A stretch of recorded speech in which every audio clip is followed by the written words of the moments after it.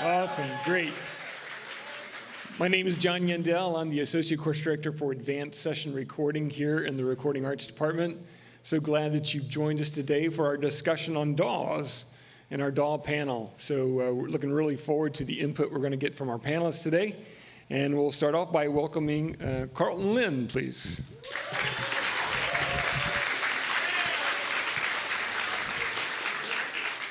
And then we have Frank Scheuring here as well.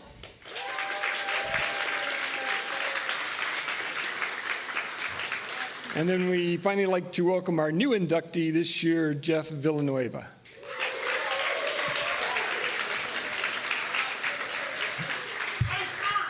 Woohoo! Awesome, great having you here, guys. I just want to start off today's conversation just to let you guys tell a little bit about what you're currently working on, kind of the how you use DAW in your workflow and what you do. And we'll just kind of start off with you, Carlton. Just go right down the aisle here. Hey, I'm Carlton. So I'm in Tokyo, and I'm doing a lot of Japanese boy band stuff.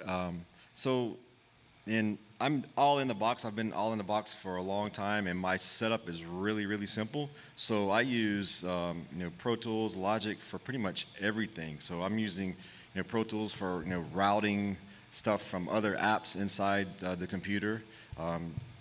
Recording, mixing, editing. So that's the central hub of my workflow is the DAW. So yeah. Hi. So I am working on a few different things right now.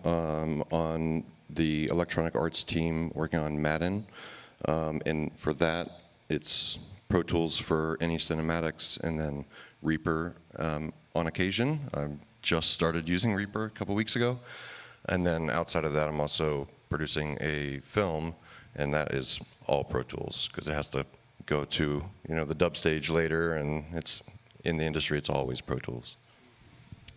What's up, everybody? I'm currently working at Ti-Fi Studios as a sound designer / recording engineer. We're doing everything in sound design into original music production for theme parks, for theme spaces like escape rooms to even museums. We use Pro Tools on a daily basis for tracking, sound design, and mixing. Great, awesome. So I guess one of the buzzwords lately in the industry is Atmos, and the impact that's starting to play both in music and in film.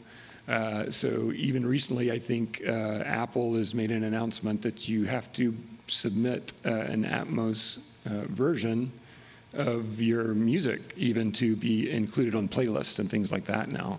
So how is that impacting your workflows and what you're doing currently? For me, it's not impacting a whole lot because I kind of base the Atmos mix off of my stereo mix, so it's fairly easy. But in Japan, I don't always get asked for the Atmos mix, but I'm always ready for it. So yeah, I usually just build off of my stems that I print. So yeah. Yeah, I actually just moved into a new studio at EA that is Atmos, so it's the first room I've had that is Atmos, but not yet done anything with it. And the film I'm producing will be mixed in Atmos as well, with Mark Fishman, actually. So yeah, I don't have tons of experience with it, but it is something in the game world, that spatial audio is definitely a thing. For me, like Frank, I haven't gotten too much heavy in it, but to be honest with you, it's something that you got to start jumping on now. And a good friend of ours, Josh Goodwin, he's mixing in Atmos all the time right now. And I'm like, how do you get into it? How do you learn it? And he was just like, if you don't get into it now, you're going to be left behind. And a lot of it's just going with your gut instincts from what I can explain and so forth. But what's interesting, my colleagues over at Ti-Fi have been using it for a while now.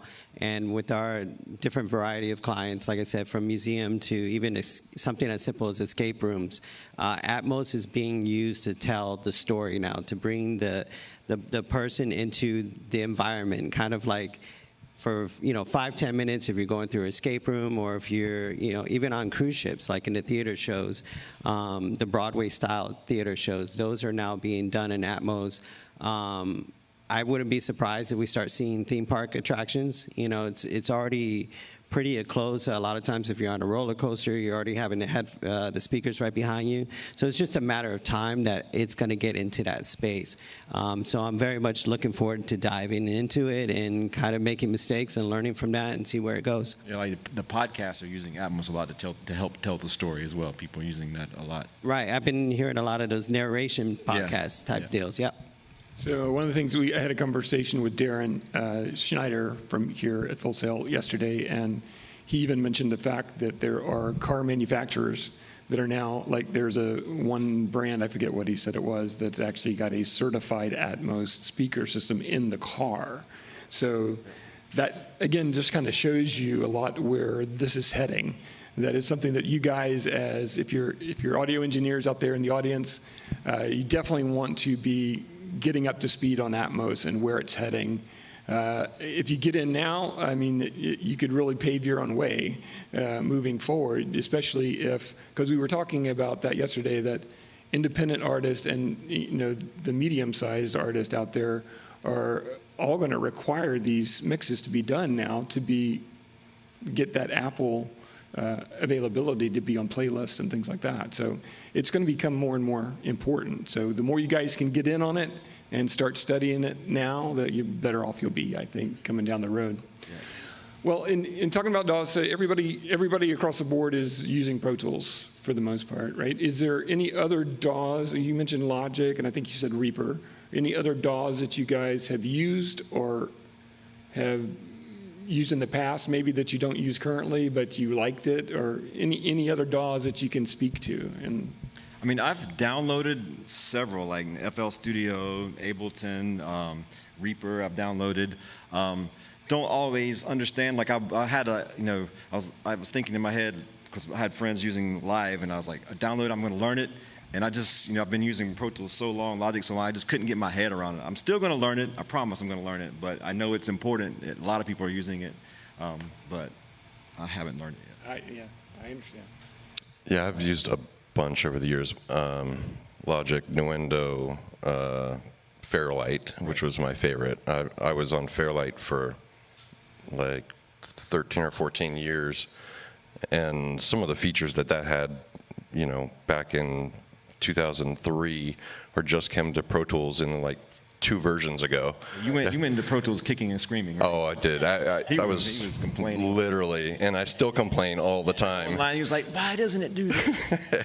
It's super frustrating. Anyone who's friends with me on social media sees all of my rants about Pro Tools. I mean, it's great. It does an amazing job. But, man, the Fairlight was so solid that it never crashed. I never had any problems, and constantly having problems with Pro Tools, especially when you're working with video. Just the video engine is horrendous, but it's part of what we got to do. I've always used Pro Tools. I started out in like Pro Tools 4, but prior to that, there was SoundForge that was taught here at the school at the time. And prior to my working at Ti-Fi Studios, I worked heavily in the music industry. So a lot of the producers that I was working with were using Logic. Ableton's been really hot the last couple of years. And even in the touring world, believe it or not, I had an opportunity to run a playback operator. We were using Pro Tools on the tour, but I would say the top guys that are touring and doing playback operator are doing Ableton. Everybody's doing it because it works well with. And video. House of Worship too. Oh yeah. Playback tracks, yeah. I mean, it's great. You can, playback operator. Basically, you're triggering, or basically you're playing back a timeline of the show, right? And it's supposed to enhance the band or the performance of the artist. So anything that they can trigger or play back in real time. A lot of times they're actually even doing pitch correction with live artists, live through Pro Tools or some type of DAW. So there's a lot of useful things for it. But I think what's unique about Ableton that I've seen, and I haven't personally used it, is just the tempo changing, in real time. And then not only that, but to be able to, oh my God, we have a wardrobe malfunction. The artist is backstage. Can we loop out another 16 bars of the vamp just to give the artist a little bit more time? And it's super cool. I wouldn't recommend it, from a live aspect. For me, being a studio rat, it was death-defying to know that, I can't press stop. This is a live show, but the guys that work those things in the live world are just phenomenal at their editing. And then importantly, like when you do that vamp, then like the video follows, right? I think that was like a thing with Pro Tools. People were complaining they were trying to do a vamp, but then the video wouldn't follow. So in Ableton, the video works with it as well. So. Have any of you guys had a chance to work in Luna at all? What's the new UA DAW? Played around with it because when you download the UAD software, you can automatically download Luna. And I played around with it. It's cool. Yeah, it's a very interesting DAW. I think one of the things that impressed me most about it was the sonic quality of it. So Darren had loaded up a Pro Tools session, played it, and then loaded the same session up in Luna. And sonically, the difference was pretty astonishing. The difference in it, and he even has a producer friend that only wants him to mix in Luna now. So it'd be interesting to check out. Again, UA's done a pretty good job with putting that one out, so it might be good to explore that one. And the shortcuts are the same, pretty much. Yeah, pretty much. Yeah. And you can drop anything. It's UA designed, but you can still drop in your waves or any other plugins that you need. It's not like it's an exclusive thing. Is that sonic difference because of software or hardware? No, it's not. It must be the engine. It's not hardware specific. It's the way it's designed. So it's really good. We introduced it to our. When you get into advanced session, we actually do a presentation on that in advanced session that you can actually check it out. So, but that's just another one. There's so many tools, so many people have the tools, and they get pretty specific. For you, you're saying you use Pro Tools and Logic, and I know that here, Logic is definitely the songwriter's choice to really get in and create and be creative, but Pro Tools is still the mixing choice. So is that kind of what you're doing? Yeah. So I'm using Logic mostly when I'm like playing out personally, like just playing around with ideas on my own. I'll do that like songwriting or whatever. But pretty much 99.95% of the time I'm in Pro Tools, like when I'm mixing. Yeah. Is that the same for you, Frank? Do you have something that you use to be creative with, and then you do mixing in Pro Tools? I just try to stay in Pro Tools as much as it pains me at times. But recently I did start using Reaper, but it was kind of factory work that I was doing for the game, just editing a bunch of crowds. But it's interesting. I think Reaper is a little too flexible for its own good. But maybe that's just because, I'm old and don't want to change things. For me, again, I'm strictly Pro Tools, always been a Pro Tools guy. In theory, I should be able to easily cross over to any of the programs. That's what's unique about any DAW now. It's like, I think no matter what DAW you start out with, it's all the same concept, right? It's signal flow, it's how you create your chains and so forth. They just have different names for the same commands, or in some cases, different features that maybe one or the other doesn't have. I need to force myself. I'm a little bit of an old dog. I can't teach myself new tricks as fast anymore, but that's something that I think you guys are now picking up tremendously. I've seen most engineers and producers now are at least efficient, if not 2, 3 different DAWs at the same time. Well, and also like other programs working alongside the DAW, right? Like if you're in Post or anything like that, you're going to be using Isotope, you're going to be using Sound Miner, maybe NV by Cargo Cult, and those are standalone, but also connect through the DAW, right? So, make it work. So, in getting into the different DAWs, let's talk briefly about plugins too, and like, what are some of your go-to plugins that you use to create your finished product? What really helps you get to the final product that you put out? So for me, I have a lot of stuff, and it depends, how the files come to me. Like a lot of times, I will work with what I'm given in the beginning. So it could be it could be many things, and I get new plugins because of what comes to me. So a lot of times, I don't try to like unwind something I get. I was like, okay, if I'm given this new plugin, I'll buy it just so I'll have it, but my go-to stuff is like, Fab Filter, and DSP stuff, Waves. I've had the Wave stuff for a long time. So those are the main bundles I have. The stuff I go to a lot is like the Fab Filter, like the C2 and the Q3 EQ. And some like kind of random, like not so, I guess, popular is like maybe like the Metric Halo channel strip. I'll use that a lot. It has just like a different thing to it. So sometimes when I'm not getting what I want, I'll go to something I don't really use often, and I'll pull out the Metric Halo channel strip. That kind of gives kind of a console sound a lot. Yeah. Yeah, for me, Fab Filter is incredible. So EQ, compression, limiting.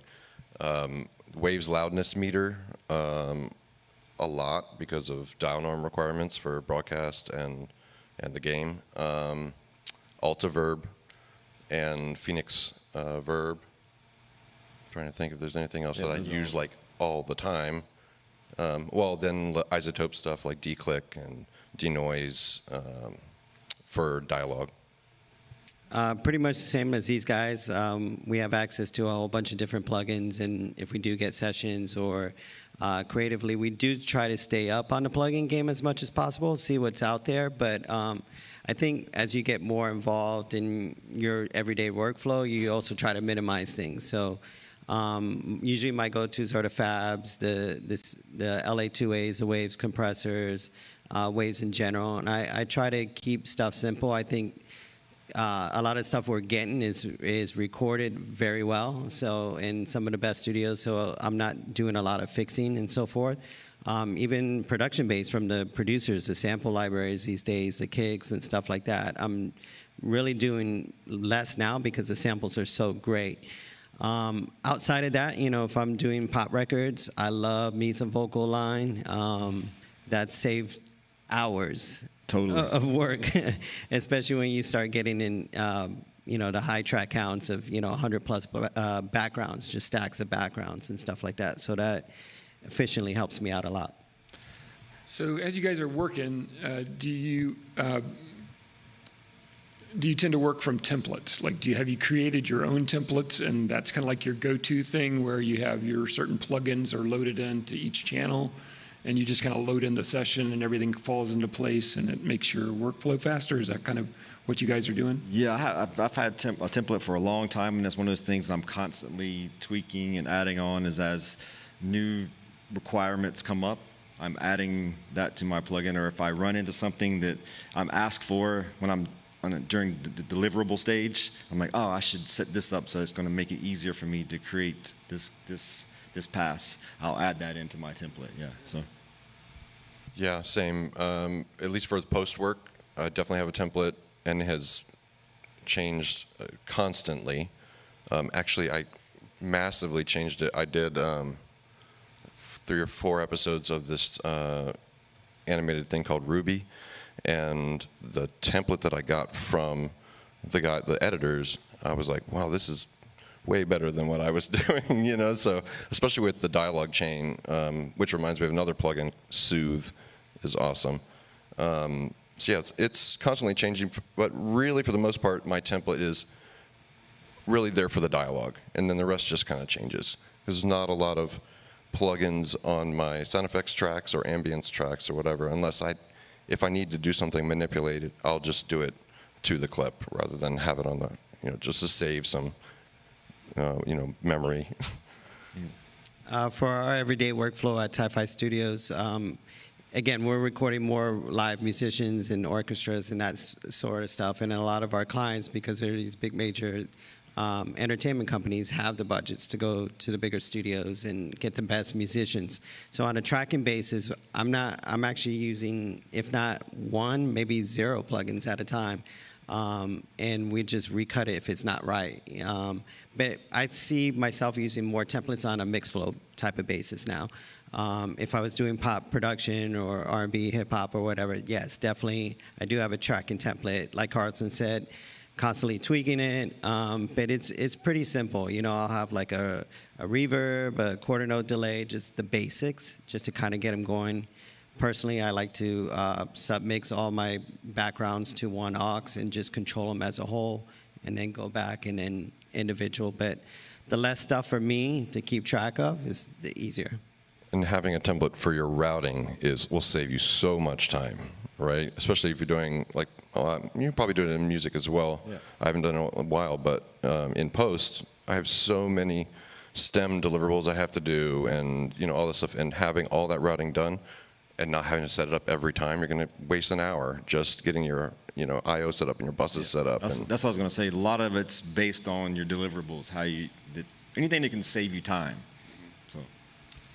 So, yeah, go ahead. I actually got a question for these guys, and I've noticed this because I've always been frustrated with Pro Tools with this feature. It's like when you go from studio to studio, it doesn't save your I/O setups, or like, all of a sudden, like, you have everything going out 1 and 2, your headphone outputs, and you have to assign the output again. Are you guys experiencing that in Logic or any other DAWs to where, like, outside of Pro Tools, where it just automatically sees the I/O setups and your routing, or? I have run into that problem, but I feel like it hasn't happened to me recently. I used to be sometimes clever, and I would actually save an I/O setup and throw it in my folder before I go to another studio.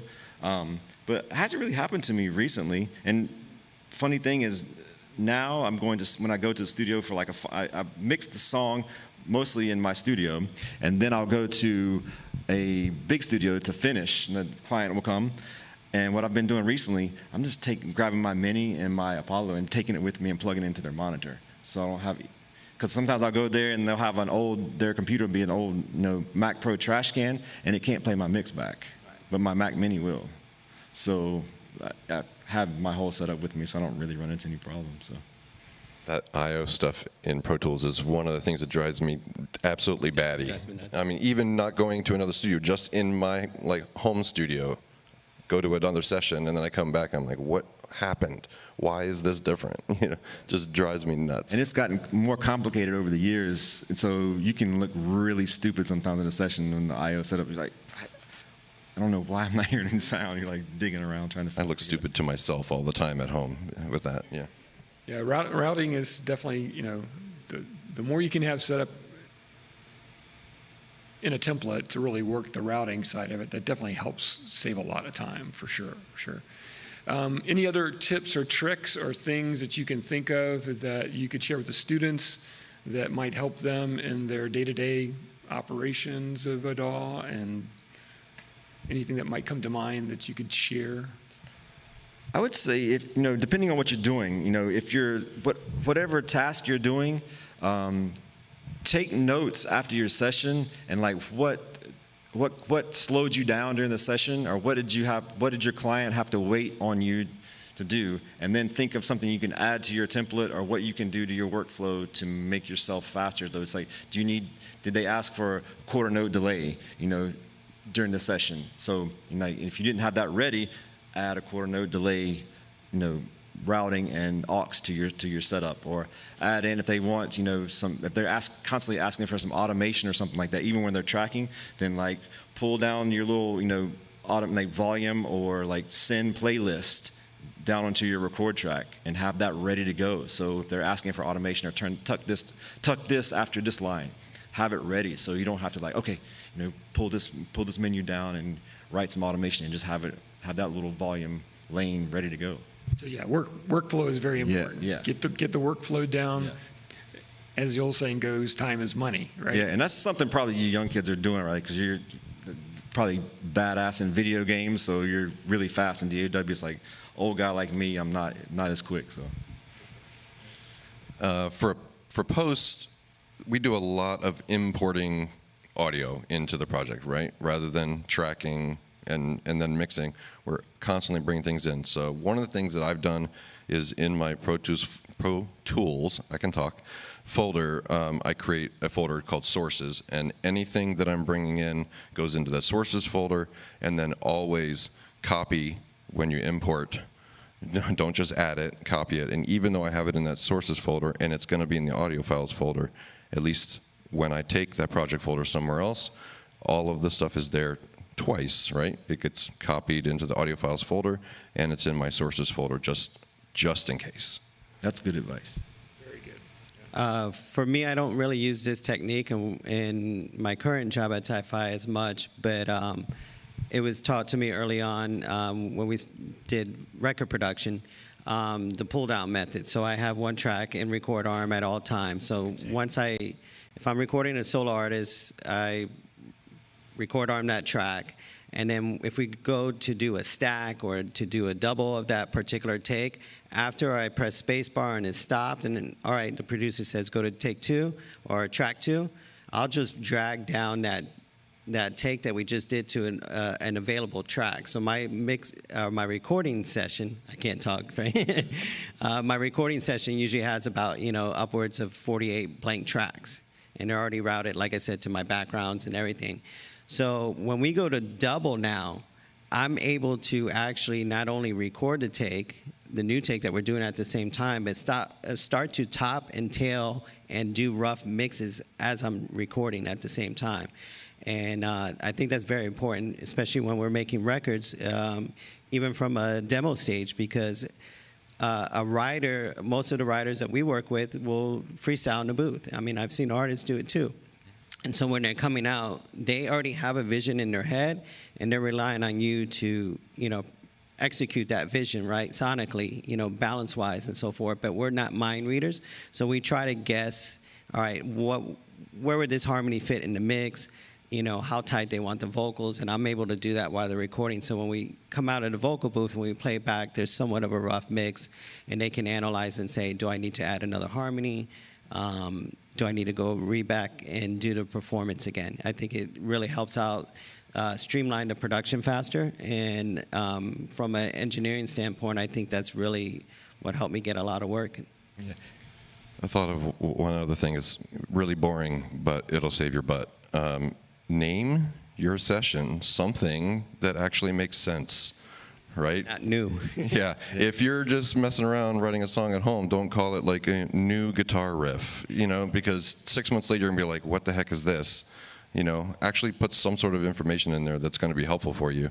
And along with the naming, don't ever name something final, because you're going to have to go back and make a change if you call it final. Final is the kiss of death. I guarantee if you name your session final, you'll have 22 reversions. Final.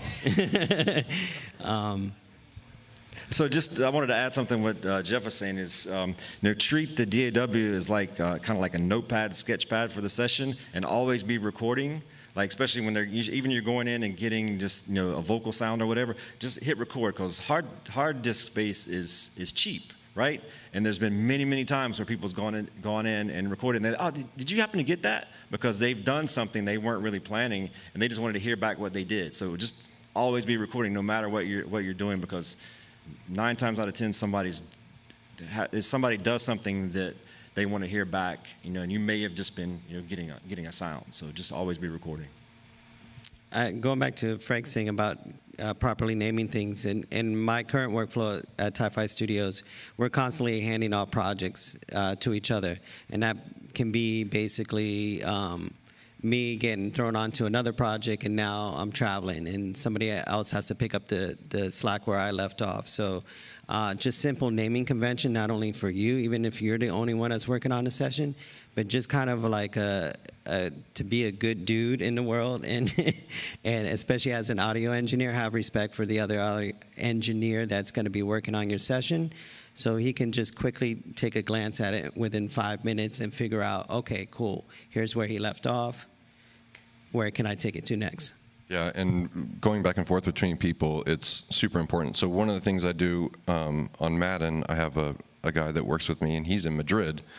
And if I'm touching our master session, I do a save as, and I name it whatever the date is, and then my initials, so that we go, and we have a folder of old projects, so we keep 3 in the top folder and then put the other ones back there. So if we have to go back to something, it's like, oh, but I did that on that day, so I know I don't touch his session, I go to mine, and then it's like versions, right? It's just a teeny little file. It doesn't take up any space, so.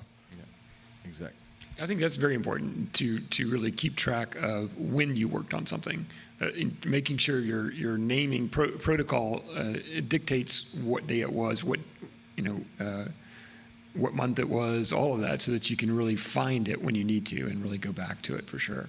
We had a session here last year. Aoife Donovan worked in the studio with Darren, and it was nominated for 3 Grammys, so congratulations to Darren on that one. But we opened up the sessions for the students to actually watch streaming-wise, so they could see the whole process that Darren walked through. And it got back to kind of what Jeff was saying.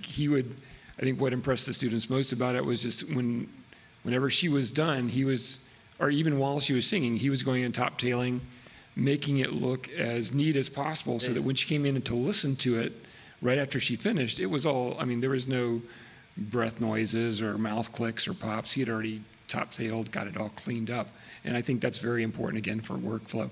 But, that really has only changed recently because of computer power and the upgrades to the software, because if you try to do that 10 years ago, Pro Tools would have just crashed on you if you tried to do something in the middle of a session. And you might have even lost a file. It wasn't a risk you would take. But nowadays, because of technology and where we come, it's certainly easier to do without too much fuss, right? Yep. Cool. I think we'll probably open up for some questions if we want to bring the mic out to the center, and we'll get that going here in just a second. What do you guys see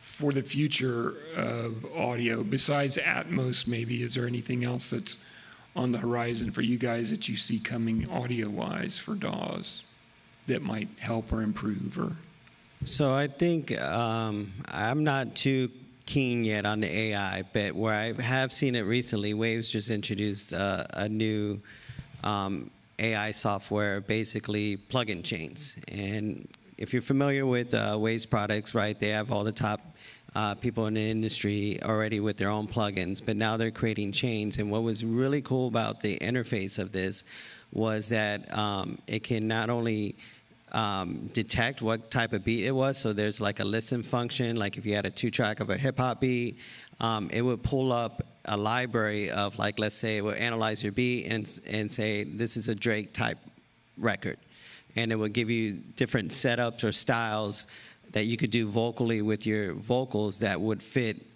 based off a Drake record. So I'm seeing a lot of like AI analyzation within plugins. I thought that was pretty cool. It also even had like a search feature. So if you didn't want to analyze it, you can type in, Drake vocal settings and that type of stuff. So I think from a workflow standpoint of view, I'm a guy that, sometimes we'll dial in a plugin setting just to kind of pull it up and then tweak it from there if I don't have anything, creatively going on in my head. So I think it's another way to quickly not only learn the products, but get a better workflow and be more efficient. I think for me, what I'd like to see is better ways of collaborating on the same session. So Pro Tools tried this with this collaboration thing. I tried it one time, and it absolutely did. I never tried it. It was trash. Like, the tracks would be up in a different order, and all. It was just really hard. But it would be great if they could get that to work, just to make it easier. There's one of the things that I do to make that easier working with somebody else is my session is in my folder that goes straight to Dropbox. So it's always updating as I'm working, and then it's like, oh, hey, can you jump into this reel on this film? It's already there, but that's the workaround because the collaboration thing didn't work. Be nice if it did.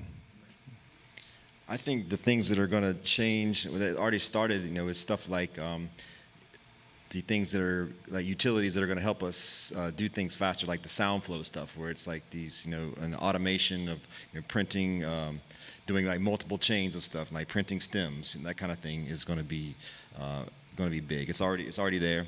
Another thing I think is the metadata getting put into like all the files. In Pro Tools now there's like small metadata you can like little place where you can type in like the artist and composer and that kind of thing. But it's going to be really cool that if we can quickly have all that data embedded into everything, each individual file, the bounces that are printed, the stems, because what's happening I see now is I get people hit me up about stuff I did like 15 years ago.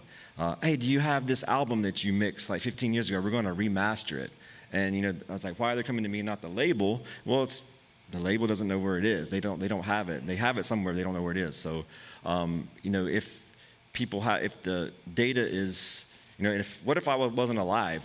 They would have no way to get those files. So if the metadata is printed in some kind of file, people can track down the original stuff. And I think that's going to be important in the future, because there's probably a lot of stuff out now that was mixed, more than 10 years ago. The people don't know where the multi-tracks were, because I think in the beginning of people mixing all inside the box is kind of like the Wild Wild West, and they didn't know people weren't keeping track of files like that. So I think it's going to be important that information is embedded in every kind of permutation of the file. So, do you guys find any difficulty in receiving files that maybe aren't in the same format that your session is in, and now you have to try to reformat what they sent you, or have them resend it? Is that a common occurrence in what you're having to deal with? It was in the past, like often. It seems to be getting better. I think everyone is really hip to DAWs now, and that's kind of the only way to record. So yeah, it's getting better. Like these people, either they're giving me a Pro Tools session or like whatever I'm working with, or they're giving me their WAV files, everything starting from the same point, So it's getting better. That's good. That's a huge thing for me, because especially for the post work, I'm getting my files from a picture editor, right? So they're exporting an OMF or an AAF from Premiere. And if they're not organized, well, if not, they are not organized. So 22 years I've been doing this. I've worked with 2 picture editors that had their tracks organized properly. They'll have dialogue and sound effects on the same track. Dialogue will be up here and down here, and I have to waste half a day to 2 days if it's a feature, just organizing tracks and moving clips around literally one by one, and it's super frustrating. Yeah. For me, I don't experience as much anymore. If I do, I see it more on the record production side. I would say more, not to single somebody out, but more on the hip hop side of things, because there's a lot of new cats that are, that's where they usually get their first start, mixing hip hop records or recording local hip hop artists and stuff like that. So everything's there. A lot of times it's just like, in the wrong layout, it's not labeled, so you spend a little time digging. But what's interesting, when we did have a lot of those problems, I could see it more like when there was a point in time where tracking engineers, when they would hand off their stuff to a mixing engineer, we used to take off our plugins, because at the beginning of DAWs, I was like, oh, they're going to know our sound and so forth. We don't do that anymore. And in fact, a lot of times I've been kind of taught, and it actually helps enhance the record. The more that you can leave on when you created the record, the sound, the plugins that you use, pass it on to the next guy, because now he's already got a sense of how the record should sound. He can now spend more time enhancing and adding depth to it. And I think at the end of the day, it's not about like your settings, it's about your ears, right? So it's like I can write down every single setting that I know how to do to make this certain sound, but my ears are a little bit more trained than your guys's. So the way I perceive sound may be a little bit differently. So not saying that you couldn't duplicate it like I can, because you guys are all very much talented and capable of doing that. It's just, I'm a little bit more groomed at doing it. So don't be afraid to, again, when you're passing off stuff, leave good notes, leave your settings on there. It's very important if you want to be part of a great project. Awesome, great. Let's go ahead and take a couple of questions here if we can. If anybody wants to get up. Yeah, go ahead. Get to the microphone if you could, please. We are live streaming, so if you could introduce yourself and what class you're in. How you doing? My name is Justin. I'm in recording arts. And so I just had a quick question in regards to parallel processing. Is there anything that you do specific or unique besides like a saturation or a parallel compression to get a vocal to kind of cut through the mix a little bit more? I think you touched on all of that. So I use compression and different kinds of saturation. Maybe it's just flipping through plugins and finding the color of saturation that might add the right kind of edge that I'm looking for. So, but yeah, just using combination of compression, EQ, and saturation in different orders, in different ratio, of course. So yeah. All right, thank you.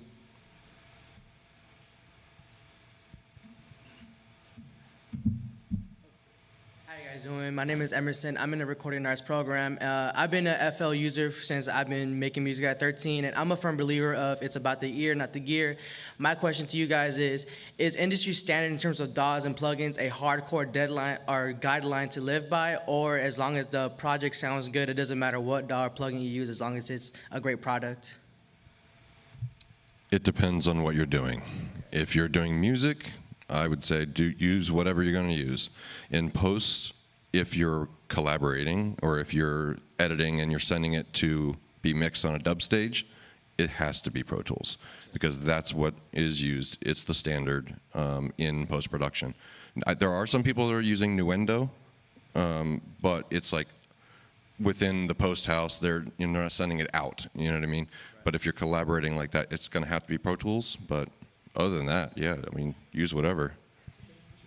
Yeah, I would say like something like FL Studio that definitely has a sound, and then so keep using that especially for certain genres. But when you do send it to get mixed, unless you're mixing yourself, print it in the way that you're gonna keep the sound. All right? Right.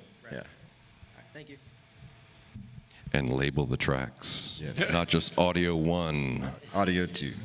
Well, I'd say collaboration too, even if you're doing music, like collaboration comes into play there as well. So like if you're working with somebody else who's working in Pro Tools, it's good if you can work in Pro Tools as well. But like Carlton was saying,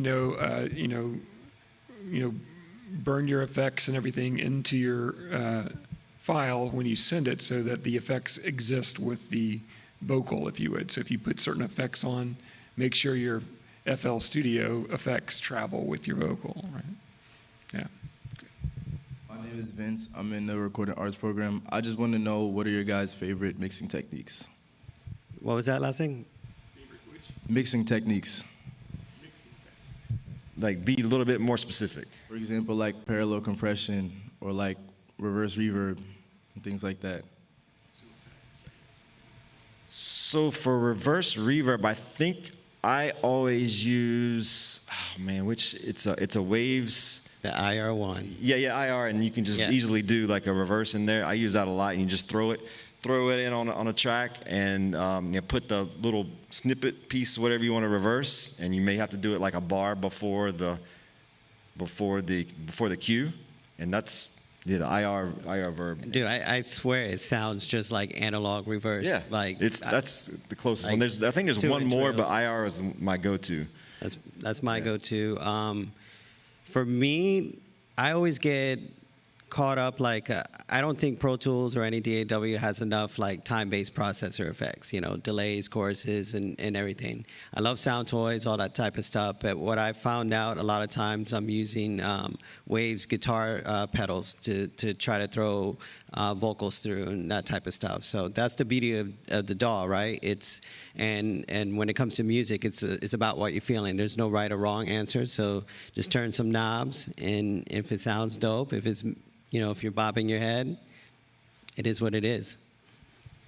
One of the things that I've done differently in the past couple of years that I'm super happy about is, instead of, if I'm doing a 5-1 mix or something like that, instead of relying on the LFE send in Pro Tools, I just send everything to an aux with Pro Sub Harmonizer on it, and that way, like, it just massively increases the low end. And you actually have control, because the LFE send in Pro Tools is pretty lame. It's just a fader, and you can't make it pre.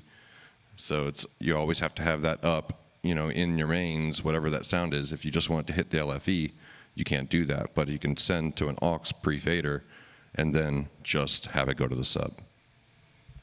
So we've heard parallel compression mentioned a couple of times. Can you guys speak a little more to how you use parallel compression, or if that's an important part in what you're doing? Jeff, how do you use parallel compression?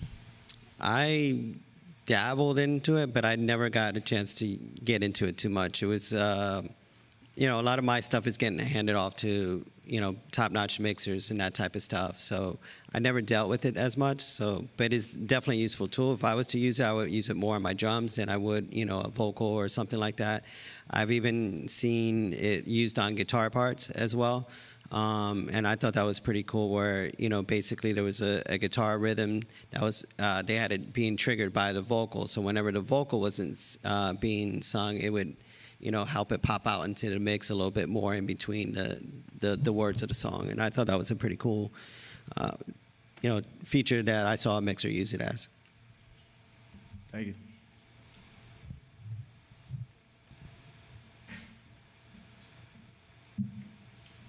Hey, how's it going? My name is Sergio. I'm in recording arts. My question for you is, what is your favorite uncommon shortcut in your preferred DAW? It's pretty cool.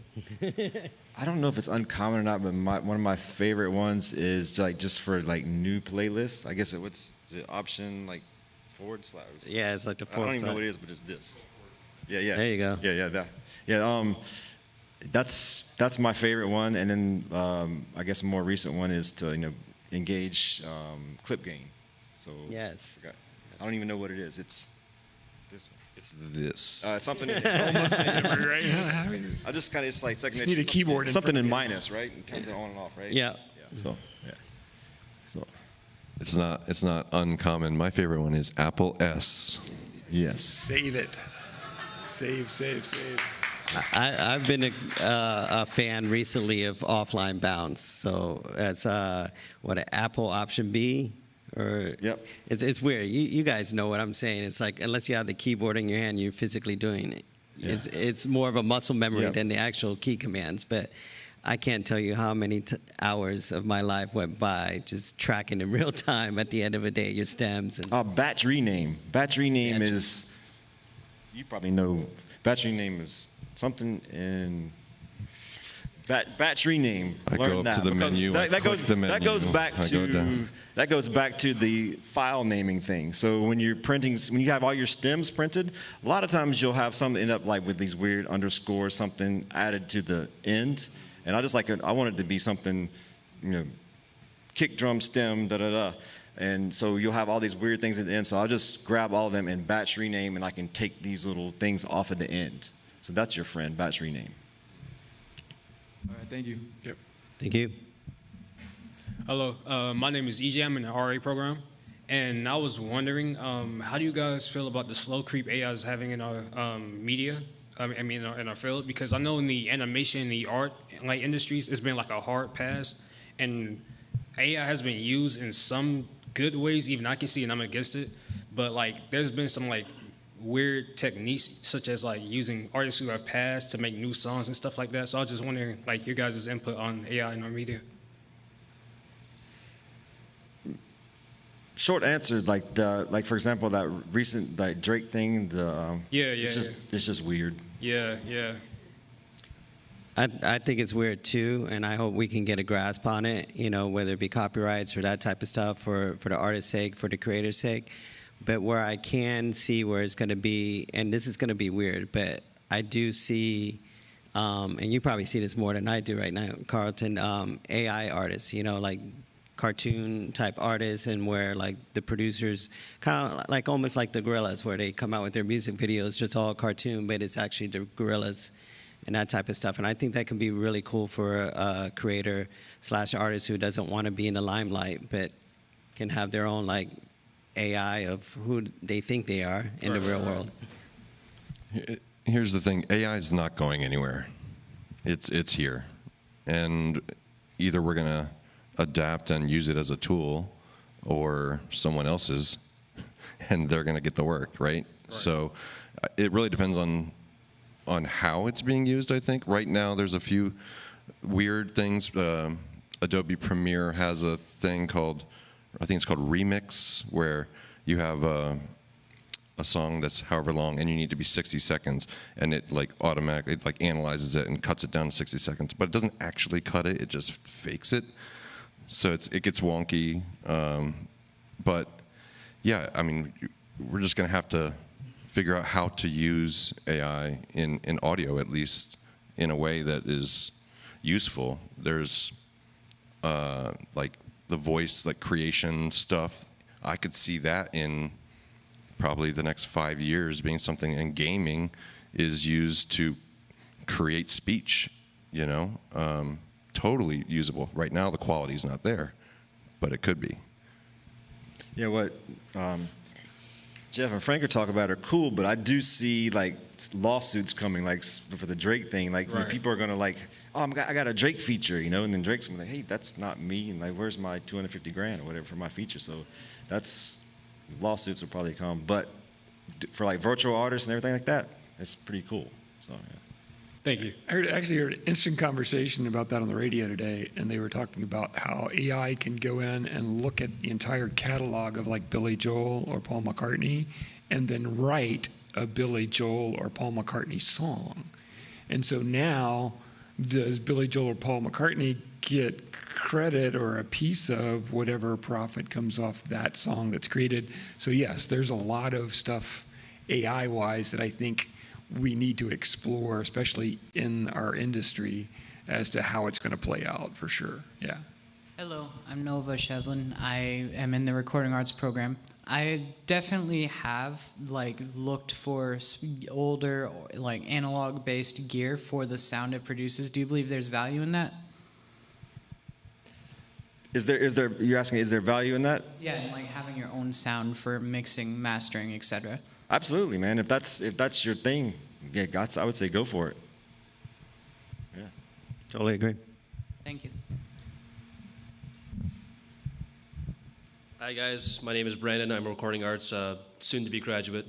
So, just coming off of that last question about analog gear, what's your like kind of favorite way to get that kind of like recorded to tape sound? Because a lot of my favorite records are kind of recorded to tape through analog gear and stuff like that. What's your favorite kind of plugin for that, and what's your favorite method of just trying to get that kind of analog sound, if that makes sense? One good one, I actually don't even own it now. I used to own it, is like the Phoenix plugin. Okay. That one's really great. They're still around, right, Phoenix? Yeah, that one's great. The Heat in Pro Tools is okay. The Heat Funk is okay, but Phoenix is really cool, so you can really get in there and tweak it, like the luminescence and like, what does that call it? Luminescence and iridescence, all these weird like colors of tape. That one's kind of the best, I think. All right, I'll take a look at it. Yeah. Good afternoon. I'm Kelly Coughlin, and I'm in recording arts, and I'm doing the critical listening class currently.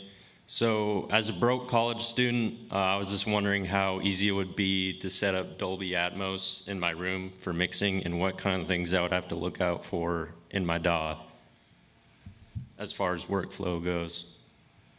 I mean, to set up the speaker system, there's no like really cheap way. Like right now, like probably the cheapest is like you can do like the IK multimedia setup for like, and it's still like in a $4 or $5 grand realm.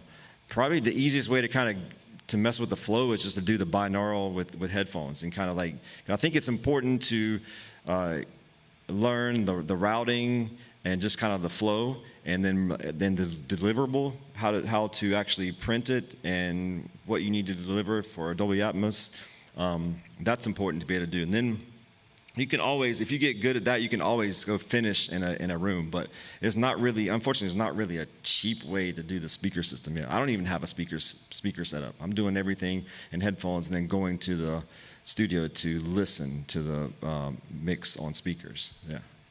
Here's an option for you. If you want to have the speakers, the quality will vary based on what you get, but you can just go buy one of those home theater in a box that's Atmos, right, that has all the speakers, and then run HDMI out of your computer to the receiver of it, and then monitor through that.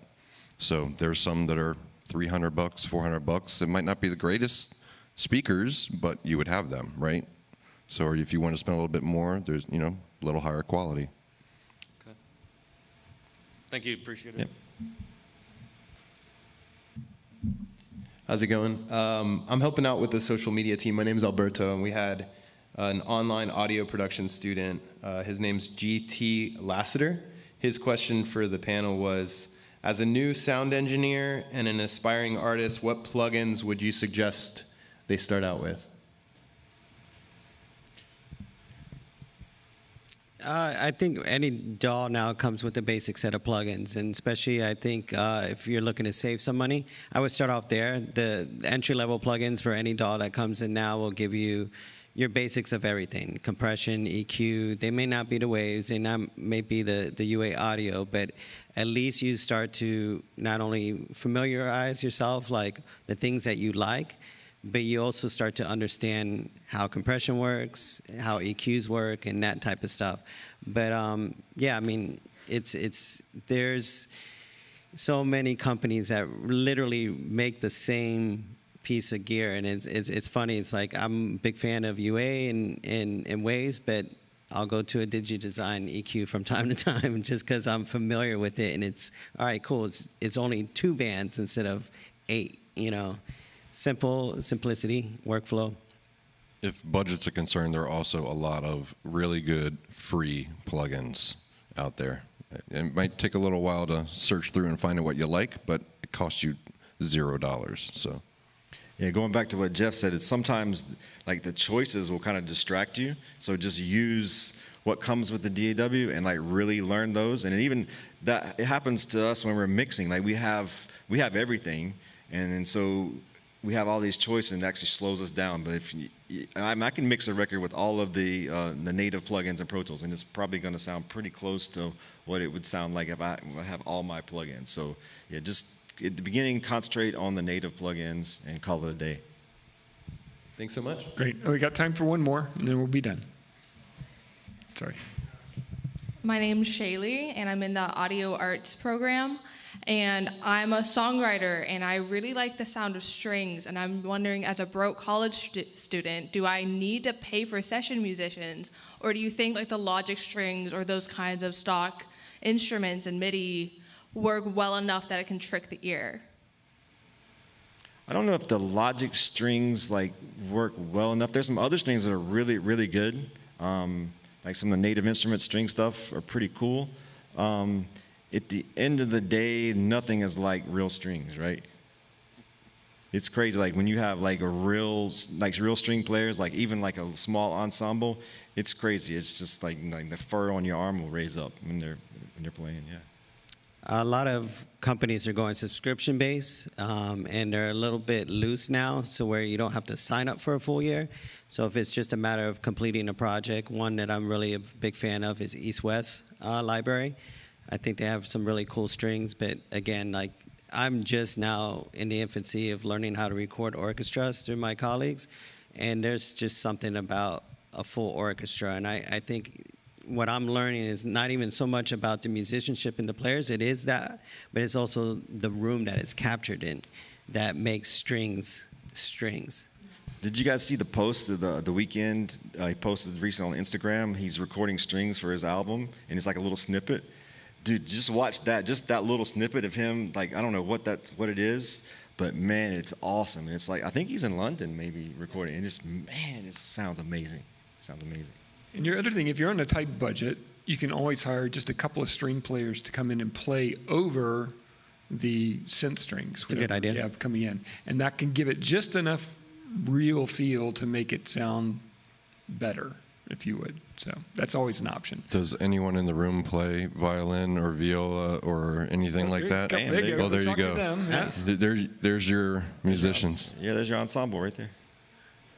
Great, awesome. All right, let's give a big hand up for our guest panelists today. Frank, Carlton, Jeff, thank you so much for being here. Thank you for having us. Everybody have a great rest of your day, a great Hall of Fame.